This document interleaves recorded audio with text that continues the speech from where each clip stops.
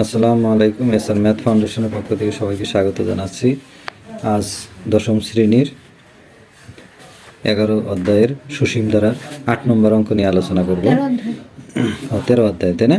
8 নম্বর অঙ্ক নিয়ে আলোচনা করব। সেটা হলো যে কোনো সমান্তর ধারার এম তম পদ এন আর এন তম পদ হলো এম। ধারাটির এম প্লাস এন তম পদ কত, এটা আমাদের বের করতে হবে।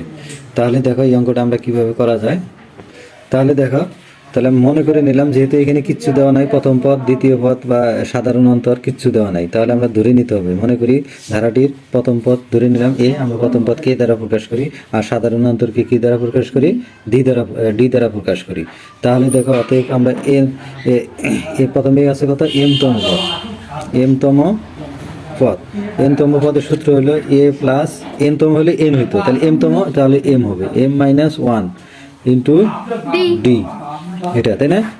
অতএব ডি আমরা লিখতে পারি a plus m minus 1 into d equal হবে কত, এম তম পদ দেওয়া আছে এন, তাহলে এন, এটা দিলাম আমরা 1 নম্বর সমীকরণ।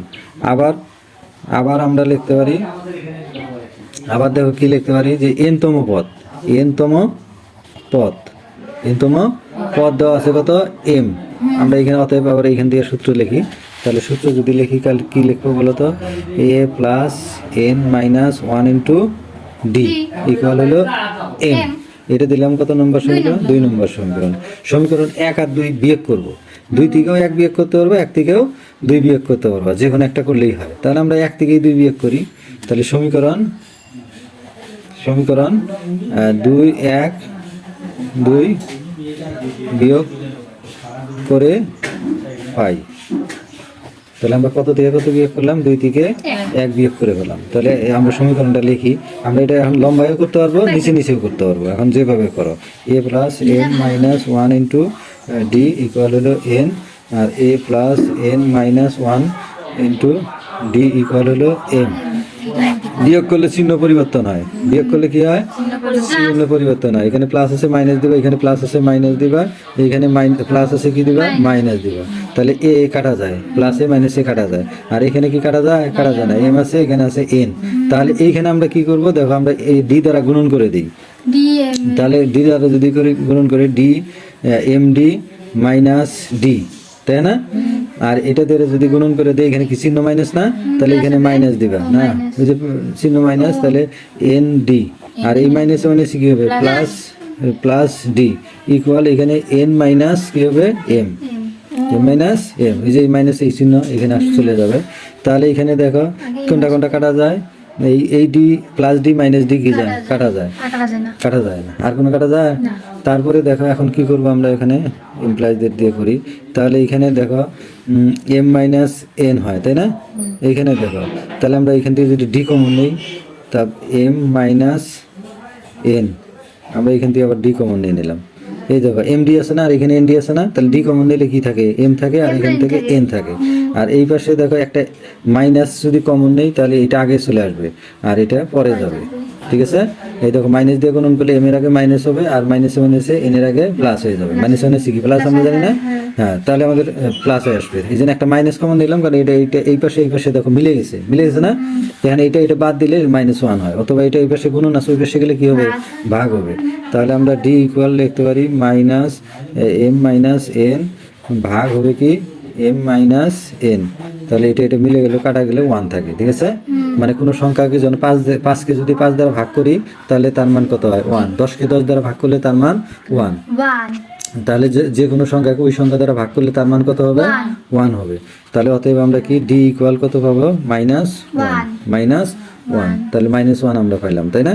এখন দেখো আমরা এই এখন কততম পদ মান বের করতে হচ্ছে, এম প্লাস এন তম পদের। আমাকে এখানে প্রশ্ন করলা যে এটা যোগ হবে না বিয়োগ হবে, আমরা কিভাবে বুঝবো, তাই না? এইখানে খেয়াল করো, এখানে এটাও প্লাস আছে, এটাও কি প্লাস আছে। যদি একই জাতীয় চিহ্ন থাকে তাহলে অবশ্যই বিয়োগ করতে হবে, আর যদি ভিন্ন জাতীয় চিহ্ন থাকে তাহলে যোগ করতে হবে। এখানেও প্লাস আছে, এখানেও প্লাস আছে, তাহলে কি করবে, যোগ করবো, তাহলে কাটা যাবে। আর যদি আবার এটা যদি বিয়োগ করবো, আর যদি যোগ করো তাহলে তো 2a হয়, এখানে সব বাড়বে, তাই না? আমাদের কাজ হলো যে কমানো লাগবে, ঠিক আছে? তাহলে এখানেও প্লাস, এখানেও প্লাস, তাহলে বিয়োগ করবো। আর যদি এইখানে এক জায়গায় প্লাস আর এক জায়গায় মাইনাস থাকতো, তাহলে যোগ করতাম, যোগ করলে কাটা যাইতো, ঠিক আছে?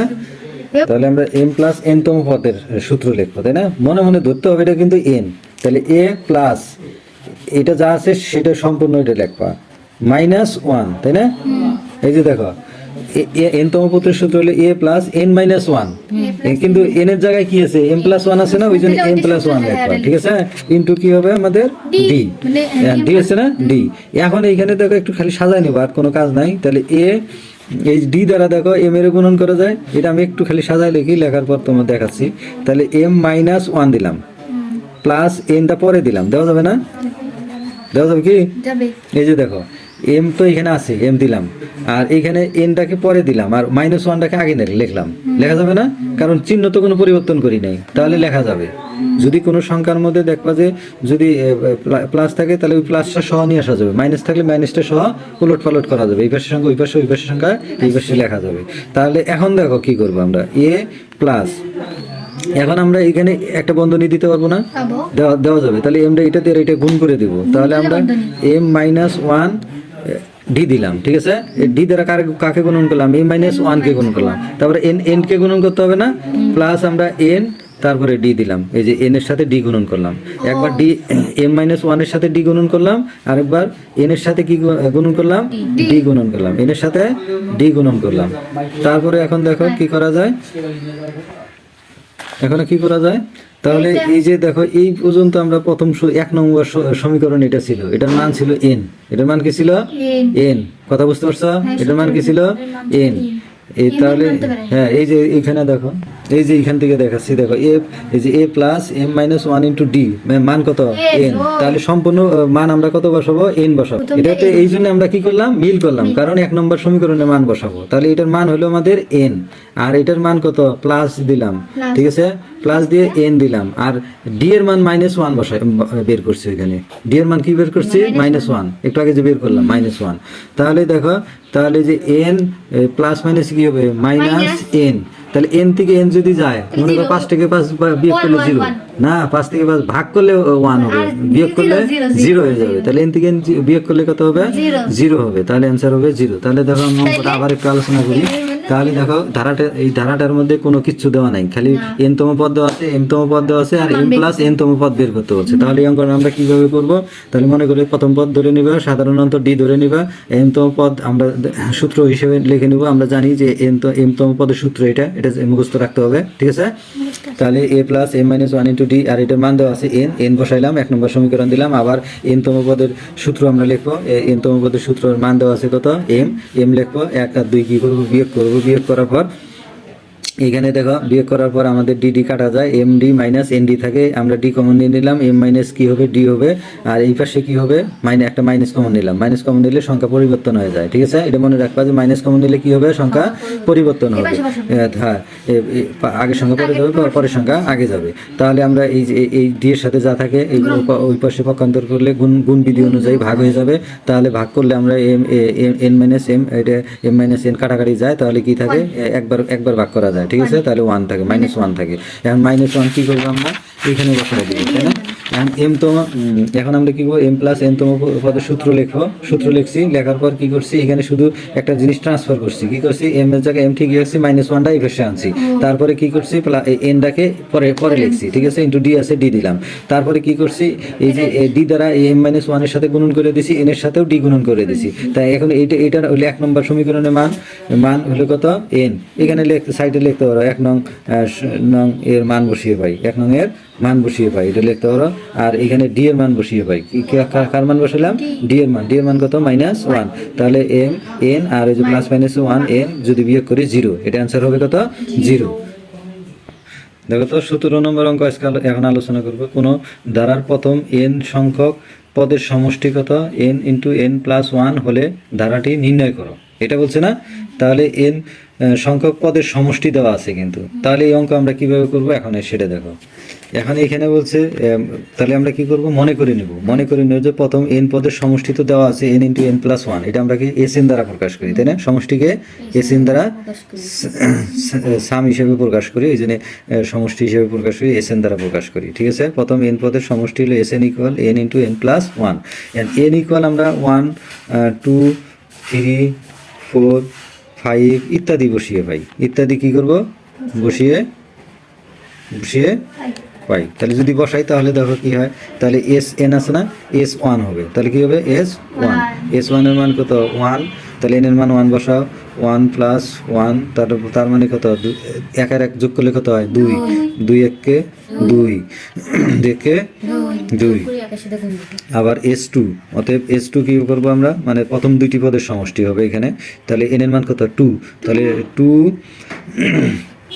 2 প্লাস কত 1, তাহলে 2 এর কত 3, 3 দুগুণে কত 6, 6 না, তারপরে S3, তাহলে আমরা কত বসাবো S3 মানে n এর মান কত 3 বসালে তাহলে 3 ইন্টু 3 প্লাস 1, তাহলে কত হয় 3 একে 4, 3 4 কত 12, তারপরে S ধরো যে S4 4 প্লাস 1, এখন কি করবো, 4 একে কত 5, 4 একে কত 5, 4 পাশে 20 বা 20, তাই না?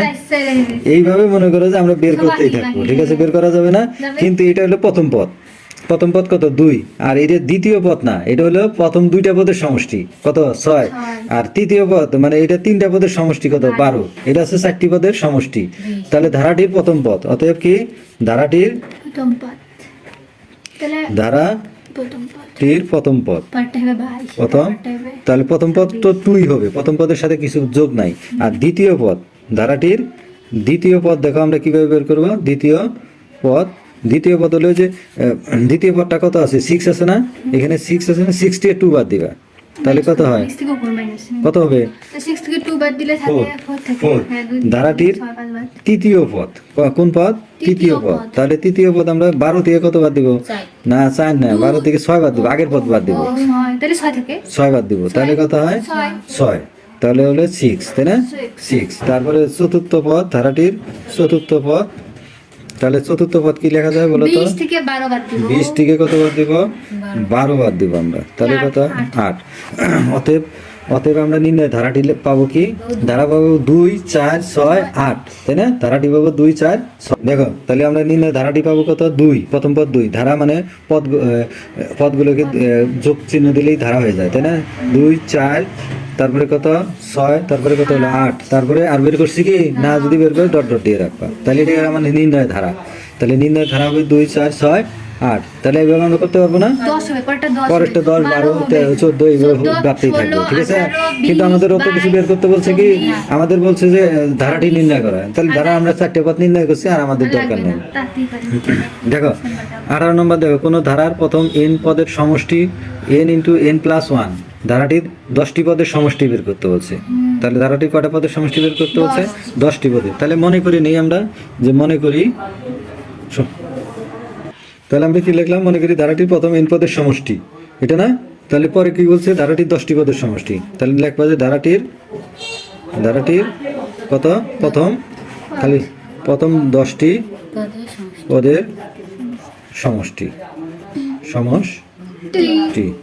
কিভাবে করবো, ওই যে s তখন কত দিব, 10 দিব, s 10 দিব, আর n এর মান কত বসাবো, 10 বসাবো, 10, তাহলে 10 প্লাস কত 1, তারপর তার মানে কত হচ্ছে দেখো তো, এখানে 10 গুণন কত 11, তাই না, তাহলে 11 110, কত হয় 11 110, তাহলে 110 অ্যান্সার আসবে। তাহলে মনে করলাম যে ধারাটি প্রথম পদ n পদের সমষ্টি SN ইকুয়াল, এটা আমরা ধরে নিলাম, তাহলে